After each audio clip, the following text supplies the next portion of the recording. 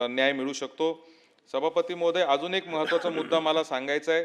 की आज ग्रामीण भागातली आरोग्य व्यवस्था ही पूर्णपणे CHOंच्या भरोश्यावर चालू आहे। कम्युनिटी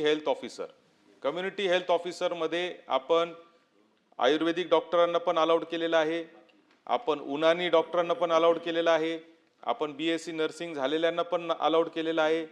मग ह्याच्यामध्ये होमिओपॅथी डॉक्टरांना का बरं अलाउड केलं नाही, हा देखील एक महत्त्वाचा प्रश्न आहे। जर ती पण एक पॅथी आपण या ठिकाणी ॲक्सेप्ट केलेली आहे, तर मला असं वाटतं की सगळ्या प्रकारच्या अल्टरनेटिव्ह ज्या पॅथीज आहेत त्या सगळ्या डॉक्टरांना जर आपण या सगळ्या प्रवाहामध्ये आणलं, कारण आपण RH मध्ये एक होमिओपॅथीची जागा ठेवलेली आहे,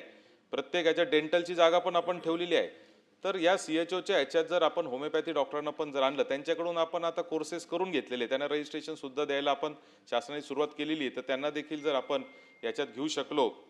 तर अजून चांगल्या पद्धतीने आपल्याला त्याच्यामध्ये काम करता येईल। खरं तर या सगळ्याचा उद्देश एकच असतो की आपल्याला या सगळ्याचा उद्देश आपला एकच आहे की कोणत्याही आजारपणामुळे माणूस अजून गरीब होऊ नये,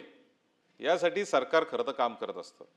आणि म्हणून सरकारने या योजनांचं बळकटीकरण केलं पाहिजे, अजून ह्याच्यामध्ये चांगल्या गोष्टी आणल्या पाहिजे। 5 लाखापेक्षा खालच्या आजारांसाठी आता आपण सरकारी कर्मचाऱ्यांना कंपल्सरी आयुष्यमान भारत